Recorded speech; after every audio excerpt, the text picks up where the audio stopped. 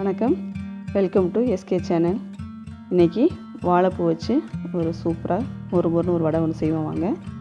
அதுக்கு பெரிய சைஸ் வாழைப்பூ ஒன்று எடுத்து வச்சுருக்கேன். வடைக்கு வந்து பெரும்பாலும் பெரிய சைஸ் பூ தாங்க நல்லாயிருக்கும். அது வந்து தோற்பு தன்மை அதிகம் இருக்காது. அதில் அந்த மேலே இதழ் மாதிரி இருக்கு இல்லைங்களா, அதை ஒன்று ஒன்றா பிரித்து எடுத்துகிட்டு உள்ளே அந்த மாதிரி பூ கொத்தோடு இருக்கும், அதை எடுத்துக்கோங்க. ஒவ்வொரு பூவாக பிரிச்சுட்டு அதில் மேலே அந்த பிளாஸ்டிக் மாதிரி ஒரு கவர் போட்ட மாதிரி இருக்கும், அதை எடுத்துருங்க. அதுக்கப்புறம் உள்ளே ஒரு நரம்பு மாதிரி ஒன்று இருக்கும் குச்சியாக, அதையும் எடுத்துங்க. இது ரெண்டையும் எடுத்துட்டால் போதும். இதே போல் எல்லா பூவையுமே சுத்தப்படுத்தி வச்சுக்கோங்க. இதை சுத்தப்படுத்துகிற வரையிலும் நம்ம அதுக்கு தேவையான பருப்பு ஊற வச்சு வச்சுருவோம். ஒரு கிண்ணத்தில் ஒரு 200 கிராம், இந்த உலக்கு வந்து 200 கிராம் உலக்கு, இதில் 1.25 உலக்கு வந்து ஊற வைப்போம்.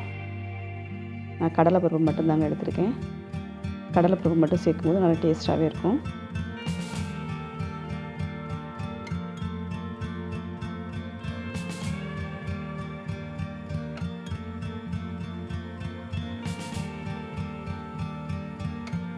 இப்போ அதில் தண்ணி ஊற்றிட்டு ஒரு அரை மணி நேரம் ஊற வைங்க. அரை மணி நேரம் ஊறினாலே போதும், நல்லா ஊறிடும்.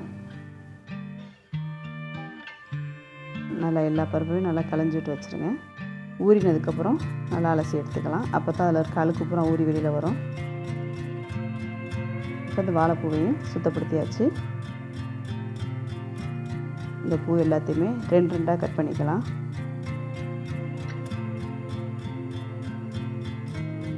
நம்ம பூ எல்லாத்தையுமே 2 கட் பண்ணி வேக வச்சுக்கணும். அதனால் இப்போவே அந்த ஒரு சட்டியில் தண்ணியில் சேர்த்துக்குவோம்.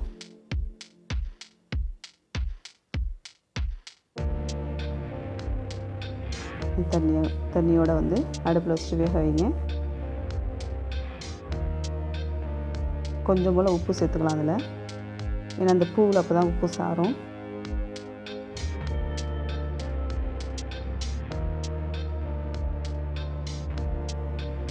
பருப்பு வந்து நல்லா ஊறிடுச்சு.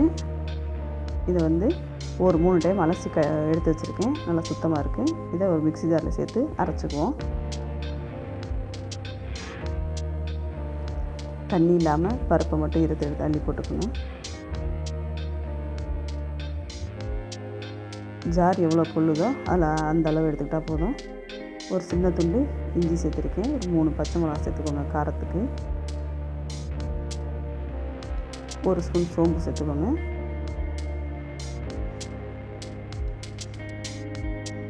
நமக்கு தேவையான அளவு உப்பு 1 ஸ்பூன் சேர்த்துக்கோங்க. இப்போ இதை அரைச்சிட்டு வந்துடலாம் வாங்க. நல்லா அரைப்பட்டிருக்கு. ரொம்ப வந்து நைஸாக அரைக்க வேண்டாம். உங்களுக்கு பார்க்கும்போதே தெரியும் எவ்வளோ கெட்டியாக இருக்குது. தண்ணி விட வேண்டாம்.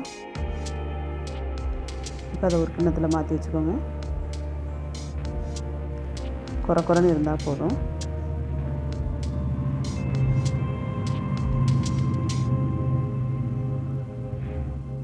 இப்போ அந்த வாழைப்பூவும் வெந்துருச்சு.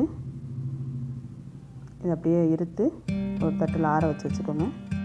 நம்ம வாழைப்பூவில் வந்து வேறு எப்படி டிஷ்ஷு கொடுத்தாலும் அது கொஞ்சம் துவர்ப்பு தன்மையோடு இருக்கும். அதனால் குழந்தைங்களாம் விரும்பி சாப்பிட மாட்டாங்க.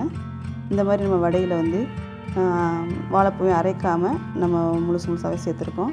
அப்படிங்கிற இது வந்து வடை கடிக்கும்போது இந்த பூவும் கடிப்படும். அப்போ வந்து நல்ல வித்தியாசமான டேஸ்ட்லேயே இருக்கும். இது ரொம்ப லைக் பண்ணுவாங்க. இது ஒரு 10 நிமிஷம் ஆறட்டும். ஆறின பின்னாடி நல்லா அந்த பூவை நாளி நல்லா புழிஞ்சு விட்டுக்கோங்க. அதற்கு தண்ணி பூரா வடிஞ்சிடும்.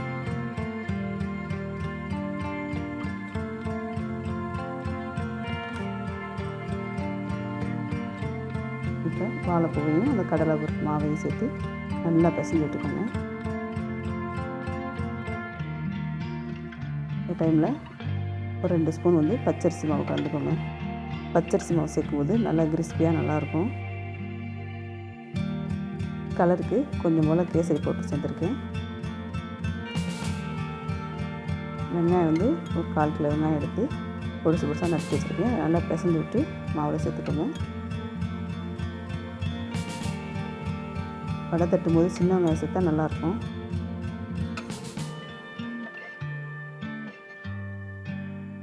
நல்லா எல்லாத்தையும் கறி விட்டுக்கோங்க. இப்போ ஒரு கைப்பிடி அளவு கொத்தமல்லி இலையும் நல்லா கழுவிட்டு கட் பண்ணி வச்சுருக்கேன். அதையும் சேர்த்து நல்லா பெசரிட்டுக்கோங்க. இந்த பக்குவத்தில் வரணும்.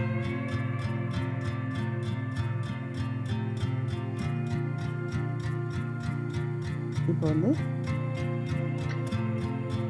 நமக்கு தேவையான அளவு உருண்டையாக உருட்டிக்கோங்க. நல்லா கெட்டியாக அழுத்தி பிடிச்சிக்கோங்க. அப்போ தான் உதிராமல் இருக்கும். மாவு கரெக்டான பக்குவத்தில் இருந்தால் தான் அந்த மாதிரி இருக்கும். நம்ம தண்ணி தெளித்து செஞ்சோம்னா தண்ணியாக வந்துடும், உருண்டை வராது. எல்லா மாவையும் உருட்டியாச்சு. இப்போ ஒரு சட்டியில் எண்ணெயை காய வச்சுட்டு மாவு எடுத்து 2 உள்ளங்கையிலையும் வச்சு அழுத்தி பிடிச்சி தட்டி போடணும். ஃபஸ்ட்டு ஒரு சின்ன துண்டு மாவு எடுத்து போட்டு எண்ணெய் காஞ்சிருச்சான்னு பார்த்துக்கோங்க. அதுக்கப்புறம் நம்ம வந்து தட்டின வடையை உள்ளே சேர்த்துக்கோங்க. சட்னி எந்த அளவுக்கு உள்ளதோ அத்தனை வடைகள் சேர்த்துக்கோங்க. உள்ளே சேர்த்த உடனே திருப்பி போட வேண்டாம். ஒரு 5 நிமிஷம் வேக விட்டு அப்புறமா திருப்புங்க. திருப்பி போடையில் தான் நல்லா ஒரே மாதிரி 2 பக்கம் வந்து நல்லா வடை வந்து மொறுமொறுன்னு வரும், டேஸ்ட்டாகவும் இருக்கும். நல்லா வேகும் போதே நல்லா மணமாக வரும்.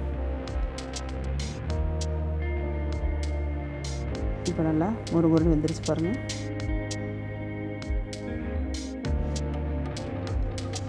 இப்போ எல்லா வடையும் வெளியில் எடுத்துருங்க. ஒரு வடிதட்டில் போட்டு ஒரு 5 நிமிஷம் எண்ணெய் வடியட்டும்.